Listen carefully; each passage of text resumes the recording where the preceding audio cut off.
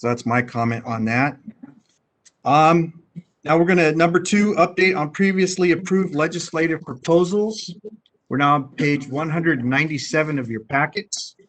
Let's start with A, SB 216 DOD, Contractors, Workers' Comp Insurance, Mandatory Coverage.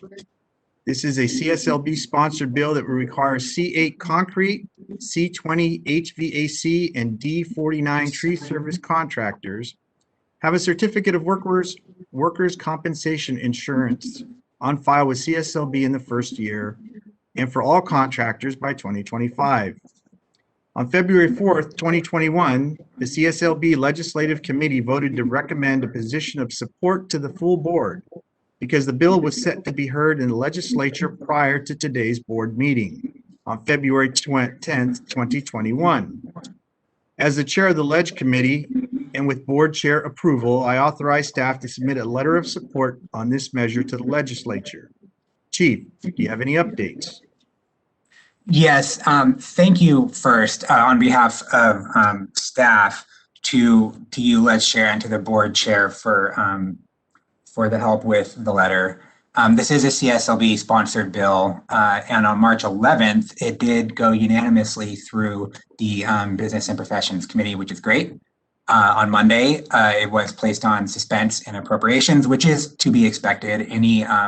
Any measure that could have a net increase or decrease of $150,000 on anybody anywhere, I believe that's the amount, winds up on suspense, and then they get determined later which bills will go out, and we are optimistic that this one will move forward. That is the update on SB 216. Thank you. Any board members wish to comment? I don't see any hands. If you wish to comment, go ahead and say something. You know, I got a comment, Augie. I really appreciate staff and everybody's efforts to put 216 through. I think this is going to be really helpful to the consumer. And when you talk about cost, remember, Mike, or Chief Jay, this is not any new cost. This is what they should be spending anyway because they're cheating. So it is a net zero cost. Thank you. Thank you for your comments. Shelley, anyone from the public? I am not seeing any requests for comment at this time. I just want to remind our public one more time that if you'd like to make a comment, you can utilize our chat feature. You can utilize the Q&A feature by accessing the Q&A panel through the question mark icon on your screen, or we are also have the hand raise feature activated. Thank you, Shelley. And no comments at this time. Thank you again. Now we're on B, AB 246 Quirk, Contractors Disciplinary Actions. Now please turn to page 199. This CSLB sponsored bill would make a licensed contractor's unlawful dumping of construction debris a cause of disciplinary action against a contractor. On February 4th, 2021, the CSLB Ledge Committee voted to recommend a position of support to the full board. Because we learned after the committee meeting that the bill was set to be heard in the legislature prior to today's board meeting, as the chair of the Ledge Committee and with board chair approval, I authorized staff to submit a letter of support for this measure to the legislature on February 23rd, 2021. Chief, do you have any updates? Just a thank you again to the Ledge Chair and the board chair for the help with the letter. As the board is aware, many of these legislative items are time sensitive and they come up with CSLB's need for involvement before everybody can weigh in. So just thank you again. This is a CSLB sponsored bill. On the 23rd of March, it did move unanimously through the Business and Professions Committee, and it is on its way to appropriations. That is it. Thank you. Board comments. I don't see any hands up. If you would like to comment from the board, go ahead. Shelley, do we have anyone from the public? Not seeing any requests at this time. And I'd like to echo what the chief said. You know, legislation can move either very, very fast or very, very slow. And having the chair's help and the board's help to let us put these letters out in a timely manner allows us to have some influence on this legislation. So thank you everyone for your help. We're on C now, AB 569 Grayson, Contractors Civil Penalties, Letters of Admonishment. Now we're on page 200.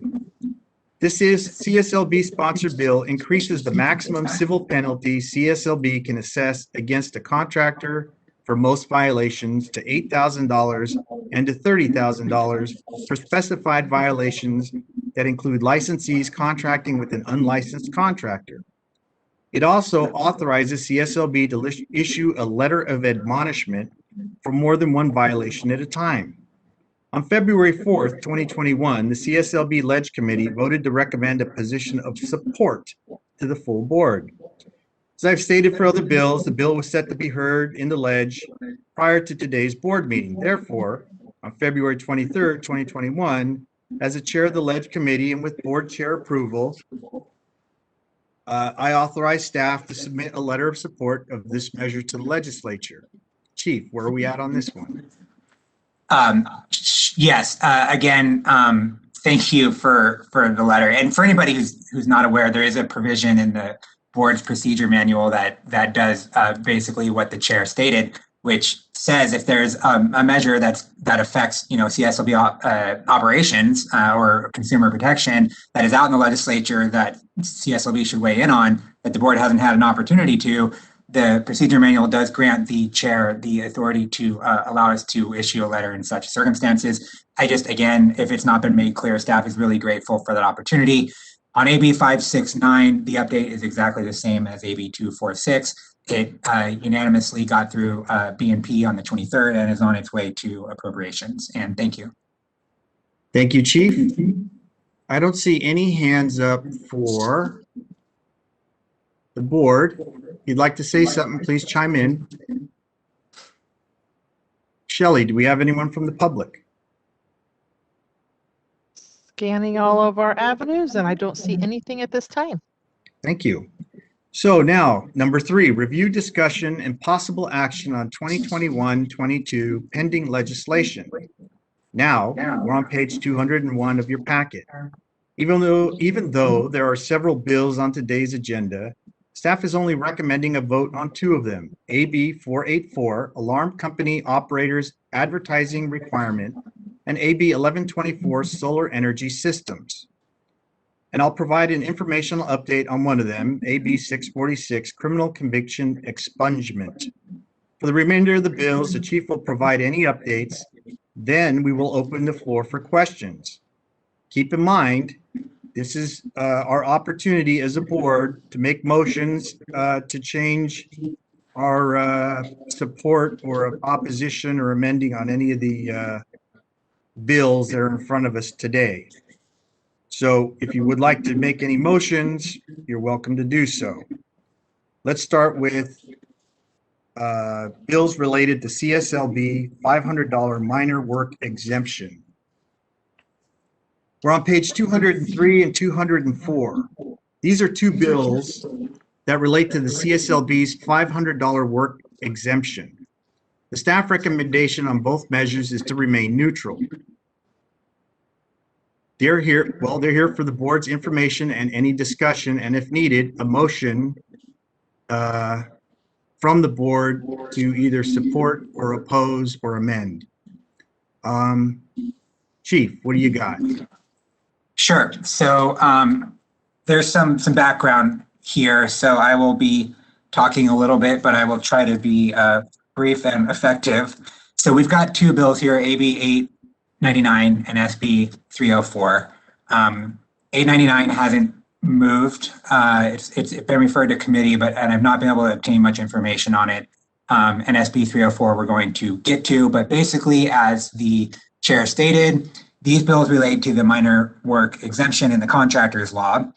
It probably sounds familiar to some members because CSLB did have a proposal that would do something similar prior to the pandemic. We will get to that. For background for now, the law does state that the contractors law doesn't apply to construction works or projects for which all labor and materials is less than $500. Now, this exemption doesn't apply if you advertise for construction, unless you say in your advertisement that that you're not licensed and your advertisement is for work under $500. So the $500 exemption is pretty straightforward. It's for work that's considered minor and inconsequential in the statute. So the theory would be that if the normal consumer protection concerns acquainted with hiring a contractor are not as significant if the work is under $500. So that's the lay of the land. With that background, these two bills they each do something slightly different. AB 899, which we don't have much info about, would allow CSLB to raise that amount. And again, I should state that CSLB is not involved in these proposals. The board is probably aware of that since they haven't seen these proposals, but that's just at the outset, I will say that. 899, again, I'm not sure where it comes from, but it would allow CSLB to increase that exemption threshold on its own by regulation using an appropriate economic price measure, whether it's the cost of living or the consumer price index. That's what that bill does. Again, it hasn't been heard in committee. The significant bill to discuss today is SB 304. That bill would change that minor work exemption from $500 to $1,000. This is the one we really wanted to update you all on some developments as it was heard on Monday. So CSLB was not involved in the discussion, obviously, on Monday in Senate Business and Professions. We were a fly on the wall. It's not, it's not the board's bill. It is sponsored by the California Association of Realtors. And the bill was discussed for about an hour in the committee. Now, there were concerns raised by members of the legislature during that hour. Again, these CSLB staff was just listening. These are me summarizing the members' concerns. One member asked if the author had given any thought to defining minor and inconsequential, those words in the statute, because it is not defined in the statute. And the thought that the member had was, you might have some projects that are up to $1,000 that are very well minor and inconsequential from a consumer protection standpoint. But there's probably also plenty of other projects that are around $1,000 that are quite consequential and involve technical training and experience for which a license is necessary and could put consumers at risk. And everyone knows if the Contractors Board doesn't have jurisdiction because it's under a certain amount, there's very little opportunity for the board to help a consumer who has a problem with a contractor. Another member of the legislature mentioned numbers from CSLB's bond study, which we mentioned a little while ago. That study, to study the bond, we did research our consumer complaints. And that member did point out that while the majority of CSLB consumer file complaints do involve contracts that are in the thousands of dollars, around 26% of our complaints, more than a quarter, are still the cost value of the consumer's contract is between $500 and $5,000. So there is still consumer protection concerns at the lower levels. Again, that was something a member brought up. Finally, CSLB was mentioned during the hearing, mostly by the sponsors. And because we don't have a position on the bill, we didn't really have an opportunity to weigh in on the comments, but it was stated that CSLB did support a proposal to increase the threshold in 2019 before the pandemic. And while that is true, and many of the members probably recall that, it did not project the whole story. That measure that we sought an author for to increase the threshold from 500 to 1,000 was really done as a backup. If the board may recall, we were a backup to the remodeling license bill. As the board likely recalls, we had a B2 residential remodeling contractor's license, which we were very fortunate to have be successfully passed through the legislature. But the idea kind of was look, we have this marketplace of contractors who are doing work in homes, and many of them can't apply for a B license because they don't have the framing requirement or the experience, but they're out there doing this work and they need a license, but we don't have a license for them.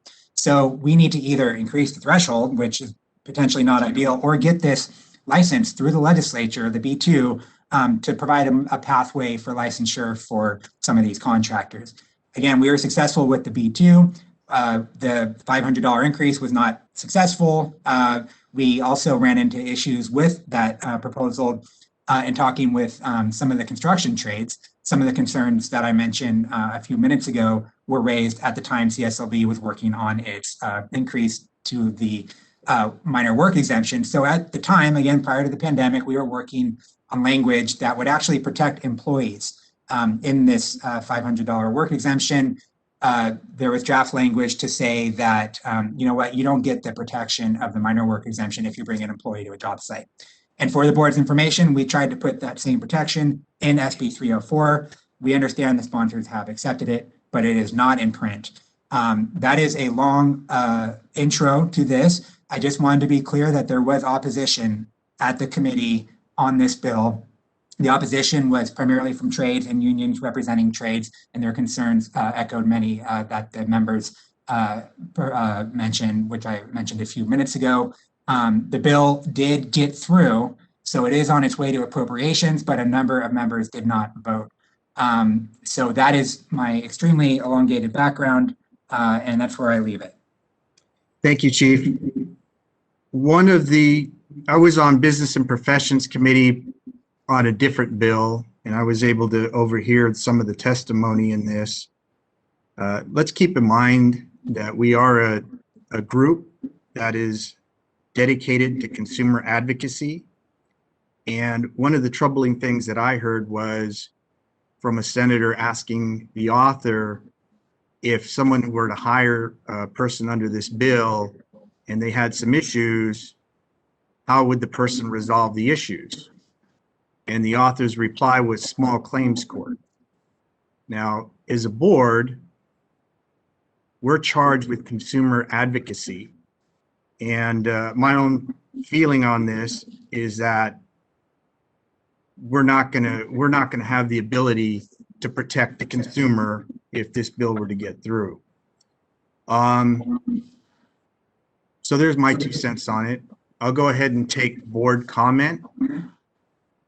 And I currently see Michael Mark. What do you have, Mike?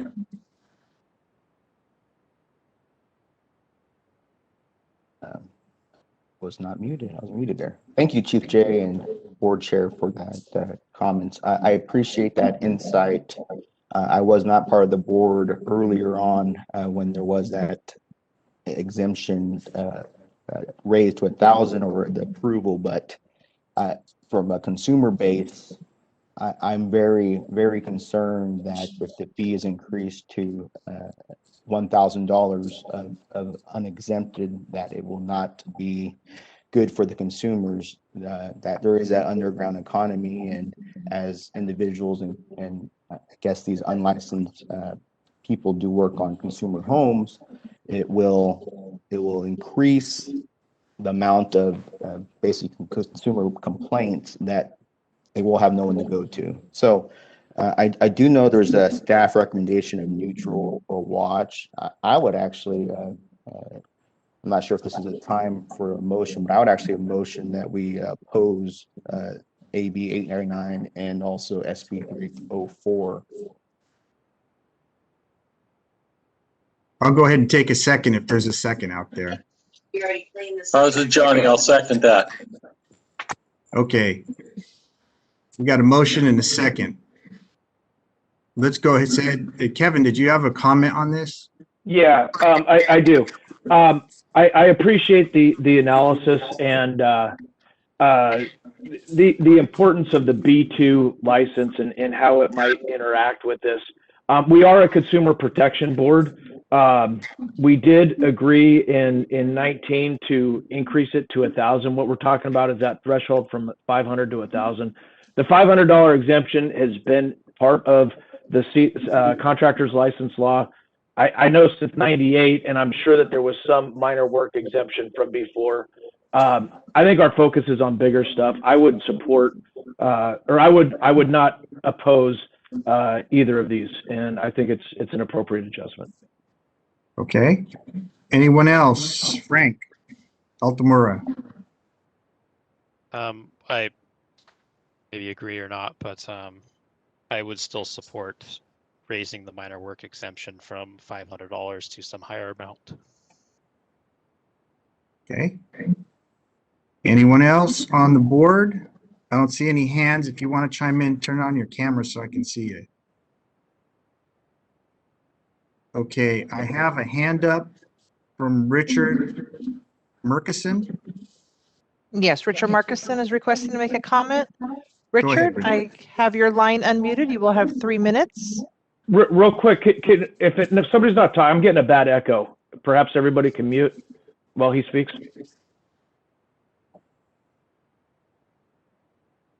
Go ahead, Richard. Richard, can you hear us? We can't hear you. We can't Yep. hear.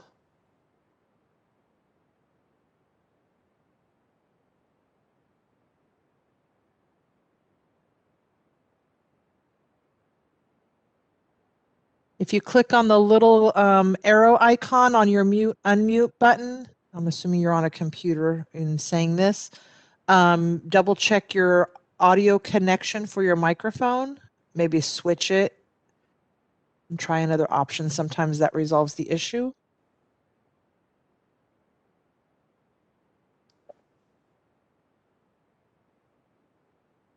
Shelly, does Richard want to call into my office and I can put it on speakerphone?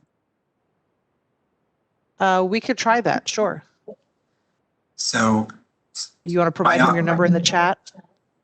yes, if everybody's okay with that, I will do that now. I am posting all attendees. Richard, if you can hear us, my office line is now in the chat, and I think I can just put you on speakerphone. And while we wait for that, we do have another comment request from Gabriel Hernandez. Go ahead, Gabriel. Gabriel, I'm unmuting your line. You will have 3 minutes.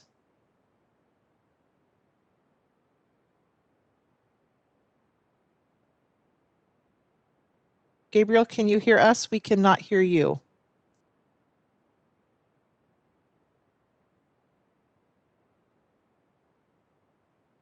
Can you guys hear me now? Yep, go ahead, Gabriel. Yes. Perfect. There you go. Okay, I was having a problem with my microphone. Okay, I was just thinking it's just my 2 cents on this proposal for ABA 99. I was thinking that I actually work in the industry. We do the jobs, and we started, on the industry doing really small jobs because we couldn't get the license, we didn't have the experience, we needed to get the experience. And I seriously cannot think of any jobs that will cost $1,000 that will basically be consequential for the consumer. 1,000 jobs is basically doing one day's job, doing very basic jobs. So increasing that from 500 to 1,000 will open the door for the opportunity for more people to get experience, to get actual experience, not on doing the job, because that you need to go work for a bigger company, but to learn how to do contracts, to learn how to do the estimates and negotiating with the client. I think at the end, it really helps the people that want to get to work on this industry. Okay, thank you, Gabriel. Richard, are you on Chief's phone? Yes. Go ahead. And Go ahead, Richard. Members of the board, Richard Markison for the Plumbing, Heating, Cooling Contractors of California. We certainly appreciate the board's desire to be actively involved in consumer protection, but from PHCC's perspective, this is really a choice for the consumer. They could continue to use licensed contractors depending on the scope of the project and the availability of a contractor who's willing and able to do projects in that range of $500 to $1,000. As some of you probably know, in the contracting environment right now, it can be extremely delayed finding a contractor who is willing and able to do these small jobs. But from our perspective, it's still something that's always in the realm or the hands of the consumer, whether they want to use a licensed contractor with the protections that would come from that, or a handy person who would be able to conceivably accomplish the minor repairs. Certainly in the event that the bill did proceed, one of the things that would certainly be within the realm for the board to consider is a consumer reminder that in the event that a consumer were to hire a handy person to do these types of minor repairs and modifications, that they are not subject to the purview of the CSLB, and that a consumer would have to pursue any claims against the handy person using a small claims court or some other adjudication for that. Thanks very much for the opportunity to chat. Thanks, Mike, for making your phone available. I really appreciate it. Thank you, Richard. Shelley, do we have anyone else from the public? I do not see any other requests. If I could just remind Mr. Markison to lower his hand. I do not see any other requests at this time. Okay, we're going to call the question. Please, could you, we have a motion to oppose in a second. Could you call roll, please? David Delatorre, Aye. Kevin Albanese, Oppose. Frank Altamira, No. Augie Beltran, Aye. Ronnie Cobos, Yes, could I get clarification on this? The motion is to oppose the raising to 1,000, correct? Yes. Aye. Miguel Galarza, Opposed? Don Giortano, Felice, Aye. hold on. Instead of saying oppose, say aye or nay. Go ahead, Felice. Go ahead and go back a couple. okay. You want to just start over? Yeah, because oppose could be easily construed as an aye. So let's just yes or no or aye or nay, please. Yeah, so, thank you, everybody. Yeah, so my understanding is the motion would be to oppose both SB 899 and SB 304. That would be for the board to send a support letter, or I'm sorry, an opposed letter, and testify at any committees on this bill as to the board's position. Thank you, Felice. Go ahead. Okay. David Delatorre, Aye. Kevin Albanese, Nay. Frank Altamira, No. Augie Beltran, Aye. Ronnie Cobos, Aye. Miguel Galarza, No. Don Giortano, Aye. Susan Granzella, Aye. Diana Love, Aye. Michael Mark, Aye. Jimmy Wayne, No. Johnny Simpson,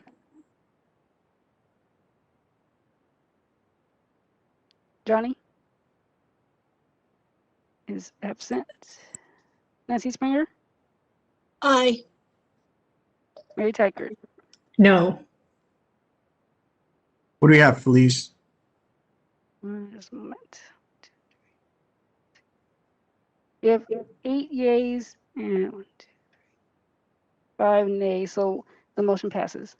Thank you. Okay. Bills related to reducing barriers to licensure.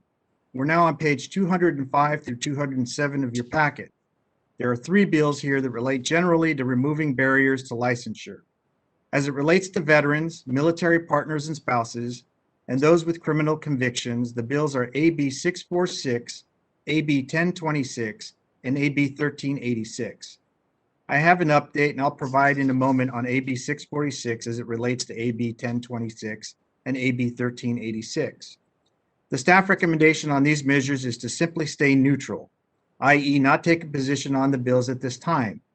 They are here for the board's information and any discussion if needed. A motion is not required unless a board member would like to make one. So once again, if you want to change a position on these bills, this will be the time to make a motion. Chief, can you give us an update on 1026 and 1386? Yes. Again, just as related to these two, these bills are similar. They both relate to easing barriers to licensure, which is a familiar topic to this board. These two relate to veterans of the armed forces and their families, and they would reduce or waive license or application fees in the appropriate circumstances. These bills are really just here for 2 reasons.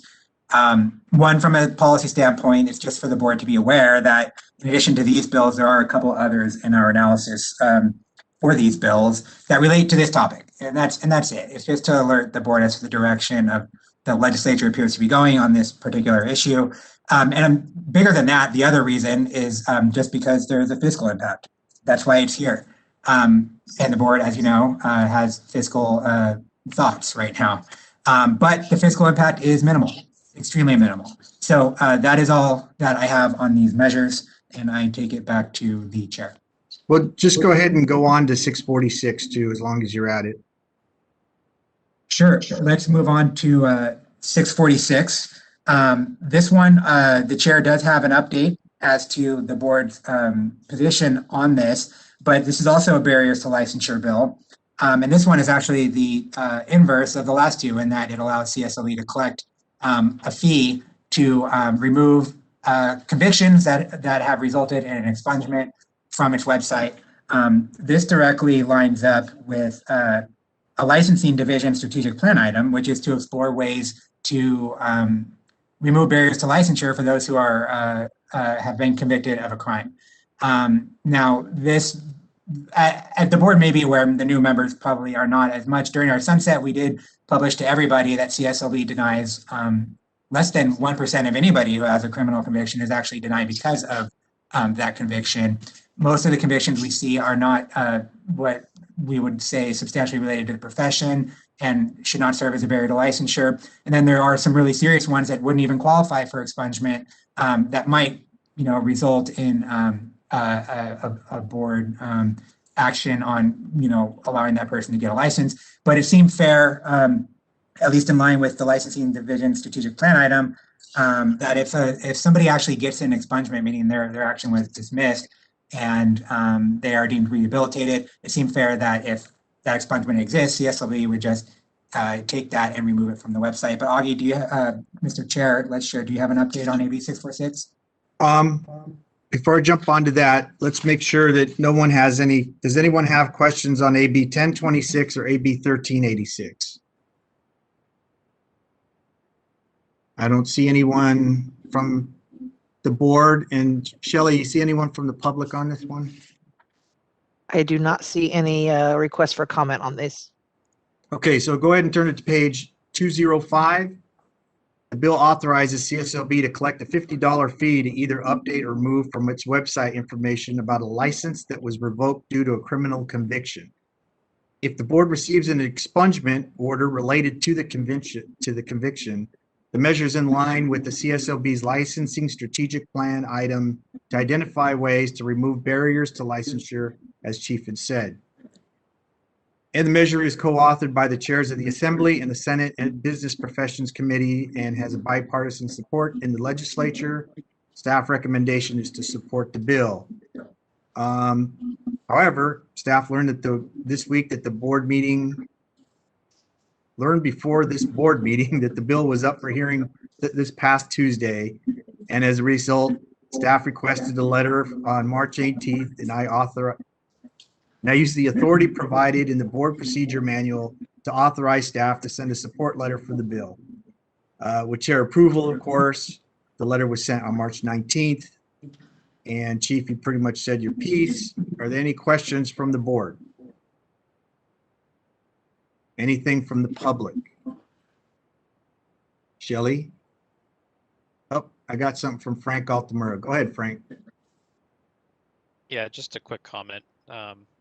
I thought it was odd that we would charge a fee just to maintain our records, I think was my only comment. And I didn't know if that was consistent with other record keeping activities for the board.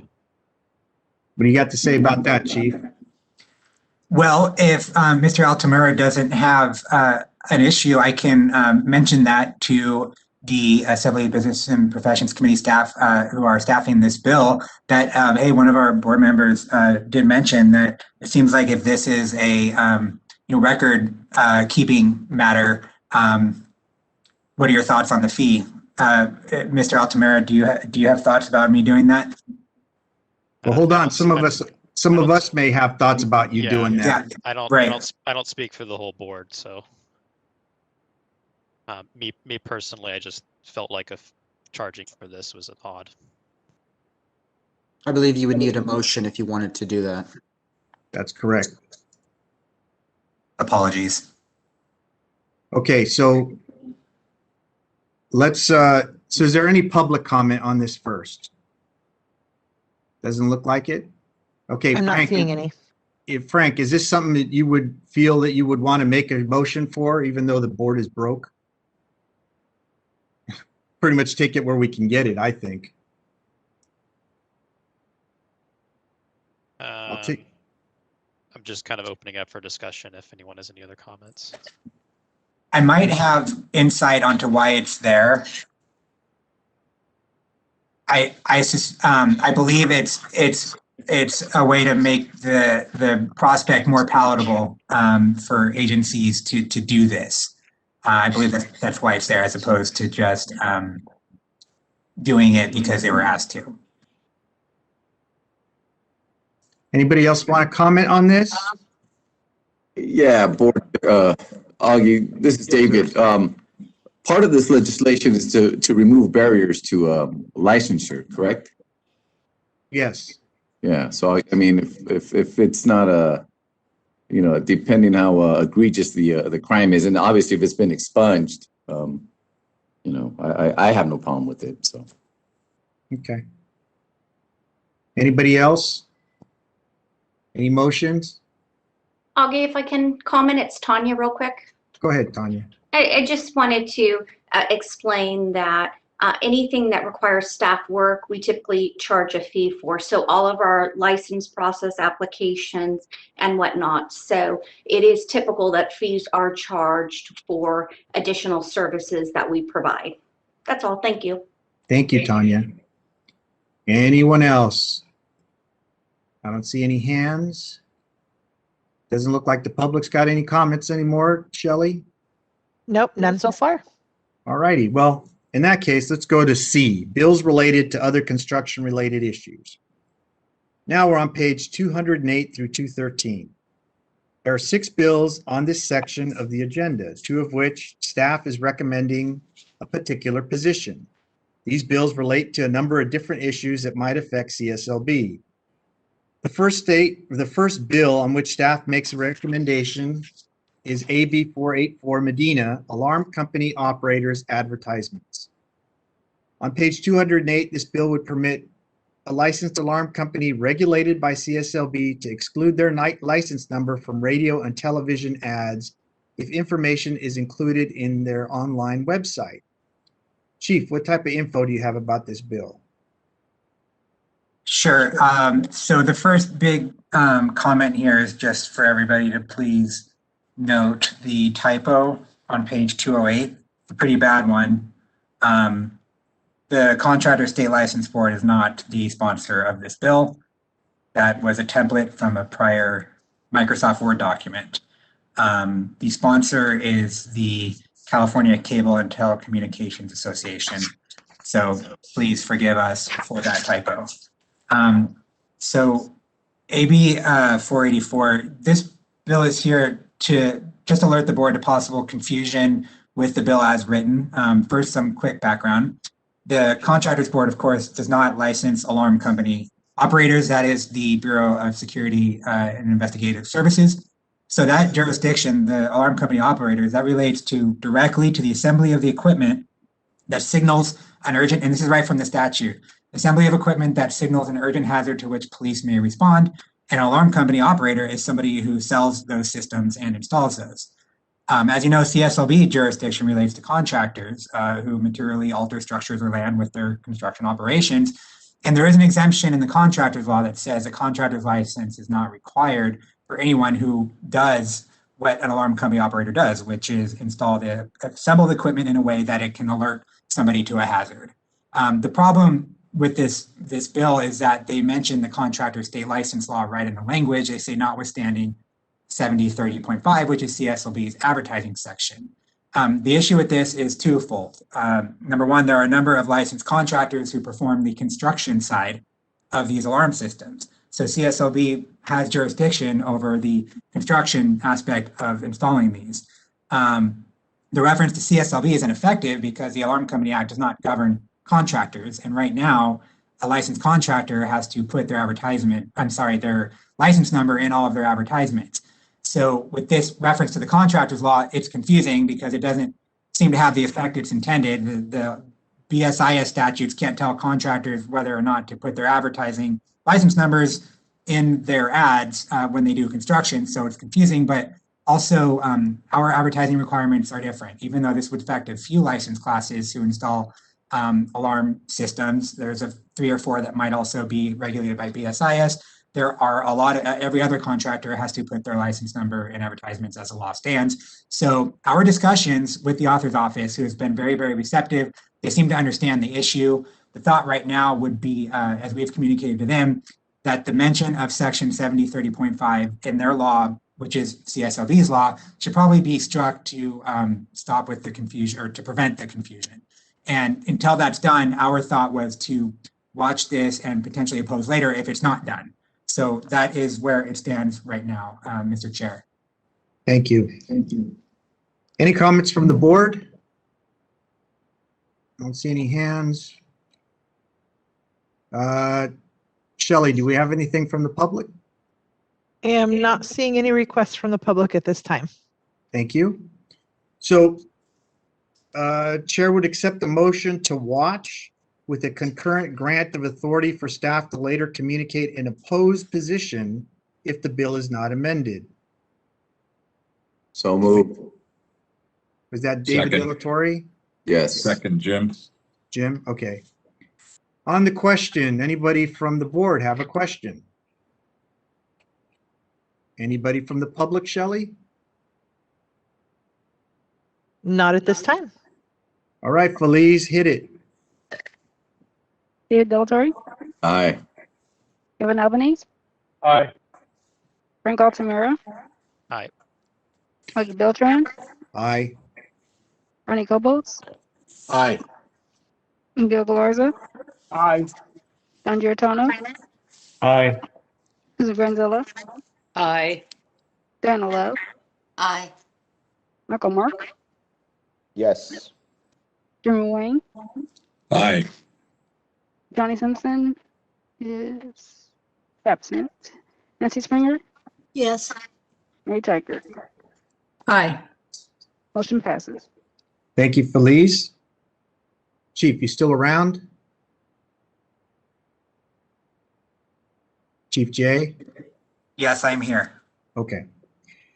We're now on AB 1124 Friedman, Solar Energy Systems. The next measure on which the staff recommends taking action is AB 1124 on page 209. The bill redefines a solar energy system from a structural design feature of a building to a design feature of many structures for the purpose of solar permit fees. What do you got on this bill, Chief? Yes, so according to the sponsors, which as indicated on page 209, it's the California Solar and Storage Association. This bill is intended just to deal with a double permit fee issue, a building permit fee issue with regards to installing solar. Apparently in various jurisdictions, when it comes to installing solar, there's a way that there could be a double charge for a permit fee, which is not intended by other legislation, which meant to cap permit fees. And this is occurring, according to the sponsors, because of how the word solar energy system is defined in the Solar Rights Act, which is in the Civil Code. It is not the contractor state license law. So I want to make that clear. This bill has now, where it's located in the state codes, it doesn't affect CSLB. However, the Solar Rights Act, which is the area of law that's being amended, is significant. It's used throughout the law and referenced by everyone all the time. And by changing the definition of solar energy system for the purposes of the Solar Rights Act and these permitting fee issues, the new definition, they would take it from structural design feature, which is kind of vague, a solar system structural design feature, to include a number of different works, such as solar carports, solar awnings, solar canopy, solar patios. These would all be a solar energy system for the purposes of the Solar Rights Act.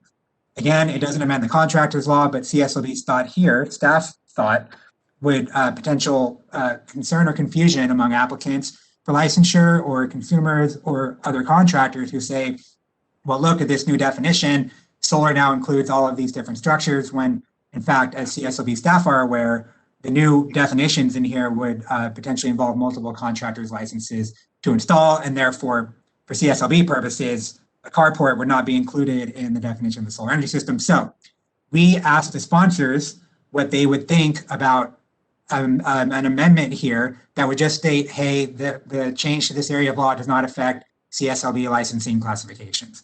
Something to that effect, which is on the bottom of page 209, we've written it out there. The sponsors did tell me that the sponsor's representative did tell me that they believe the sponsors would not have a problem with this. However, I've not heard back from her as of this morning. So they have our suggestion. We don't know what they're going to do with it. And the staff recommendation is the same as the last one. To you, Mr. Chair. Okay, looks like Nancy Springer. Hi, Nancy. Hi there, how you doing? Good. What do you got? I just want to clarify. So I agree with making the amendment, but just in regards to building permits, what happens here is that they mix them. So they'll have solar that might go on a rooftop. And so we do require structural permit for that because they're changing the roof to be able to enable the extra loading that it might have. So sometimes there's difference in permits for that. And that requires a general contractor typically to do that kind of work. So there is that confusion that could happen with this as to regards to what licenses need to do what work. In regards to the carports and stuff, that too, they may be integral to the individual carports, but they still have to do some type of construction work that would require that B contractor, as well as it may be that they're building a carport and then putting these on top of it. So it's not just cut and dry as they're saying for the permits. We do give the discount for the permit fees for solar, but we also have to look at the whole picture. So just kind of wanted to clarify that. And I do agree that the language needs to change to clarify for the license requirements. And should this bill or should this motion pass, Chief, can you take that message back to the author? Most certainly. Okay. Anybody else on the board? I don't see any other hands. Nancy, your hand is still up. Sorry. That's okay. Shelley, do we have anything from the public? I am not seeing any hands, chats, or Q&As right now. Great. So the motion would be as before, to watch with a concurrent grant of authority for staff to later communicate an opposed position if this bill is not amended. Chair would entertain a motion. Jim Wayne, so moved. Second. I got first to Jim, second to Nancy. Any questions on the motion from the board? Any question from the public, Shelley, on the motion? Not at this time. Hit it, please. David Delatorre, Aye. Kevin Albanese, Aye. Aye. Frank Altamara, Yes. Augie Beltran, Aye. Ronnie Cobos, Aye. Miguel Galarza, Aye. Don Giarratano, Aye. Susan Granzella, Aye. Diana Love, Aye. Michael Mark, Yes. Jim Wayne, Aye. Johnny Simpson is absent. Nancy Springer, Yes. Mary Taggart. Aye. Motion passes. Thank you, Felice. The remainder of the bills in this section of the agenda, staff recommends simply staying neutral, not taking a position on the bills at this time.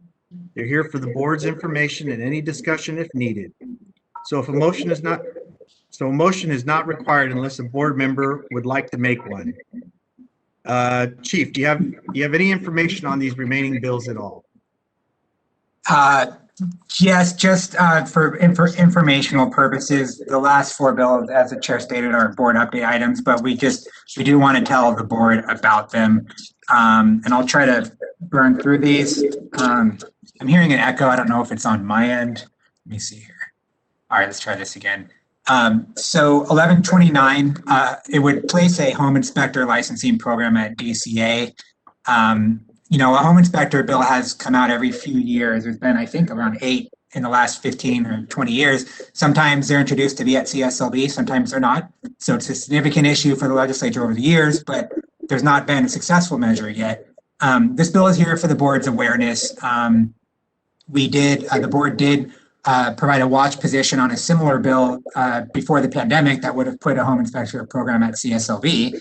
This one, again, would place it in DCA as its own entity. And this bill is here because we wanted to make the board aware that we have received at least one question about whether contractors should be involved in home inspections or not. AB 1136, this bill is about PACE. The board should be aware because, as you heard through Mr. Albanese in the enforcement chair update, PACE remains to be an issue. PACE, of course, is the Property Assessed Clean Energy Program. It does allow homeowners to finance clean energy upgrades such as solar through a tax assessment on their property. And of course, contractors are involved with that. Some important jurisdictional notes here.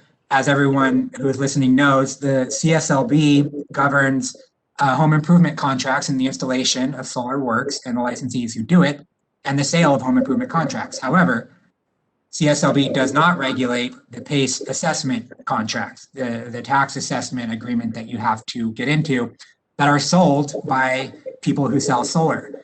As a result, as has been touched on at various board meetings over the years, the Department of Financial Protection and Innovation, formerly named the DBO, does identify and regulate PACE solicitors and PACE solicitor agents who sell these assessment contracts.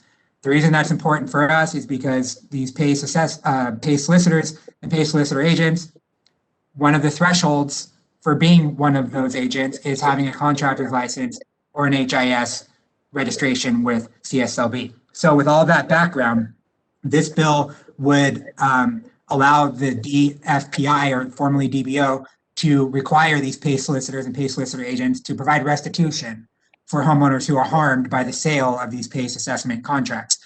Our thought, and our being staff's thought, would be if there's a bill that does this, it might help if CSLB was made aware if this occurs.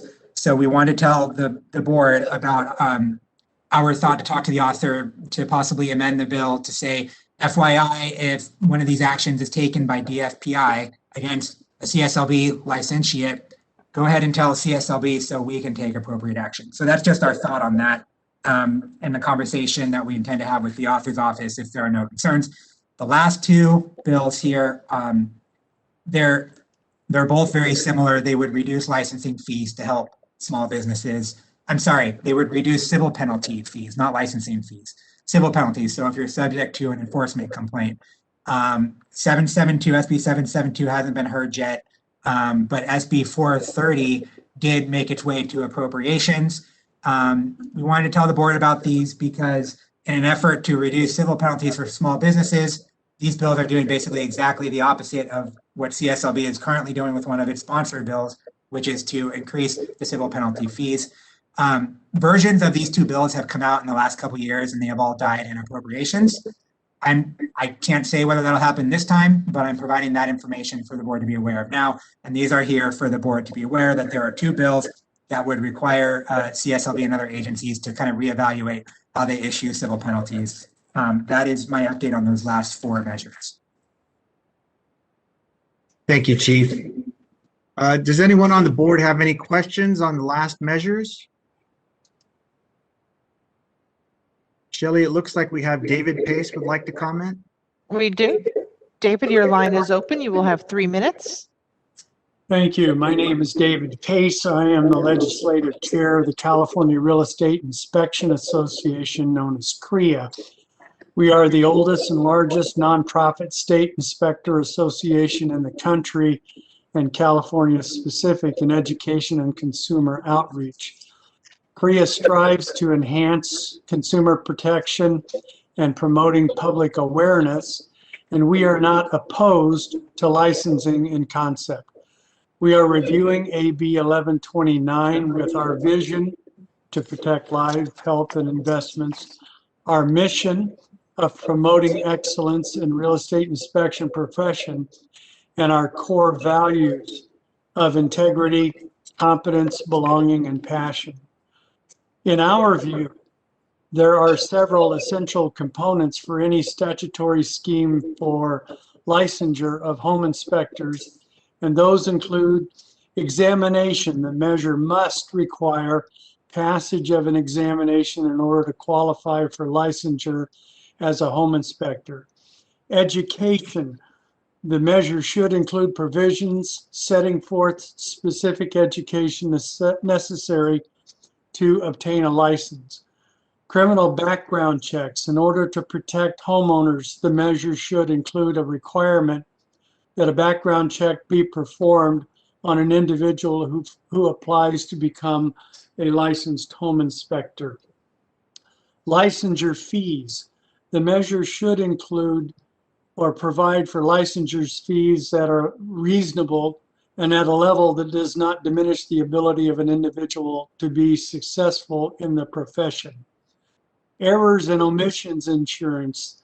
The measure should include a requirement that insurance be maintained by a person licensed as a home inspector. Renewal cycle. There should be a specific renewal period or cycle. Standards of practice. The measure should include the standards of practice for individuals licensed as home inspectors. The standards of practice of the California Real Estate Inspection Association, as well as the American Society of Home Inspectors, are both recognized by the state of California. Continuing education. The measure should include a requirement that individuals licensed as home inspectors obtain at least 30 hours of continuing education on an annual basis provided by state-approved education providers. Grandfathering. The measure should include a provision providing 30 an seconds. exemption for the licensure requirements for those who have obtained a level of experience prior to the effective date of the requirements. Exemptions. There should be no exemption from the requirements of licensing for licensing building contractors, pest control operators, architects, or professional engineers. While those professions have expertise in their area of specialty, they may lack knowledge and experience outside of their specialty. Finally, regulating body. There should be a state regulating body to establish and implement policies and procedures. And I thank you for your time. Thank you, David. Anyone else from the public, Shelley? Yes, Philip Vermillion would like to make a comment. Go ahead. Philip, your line Thank is you, open. You will have 3 minutes.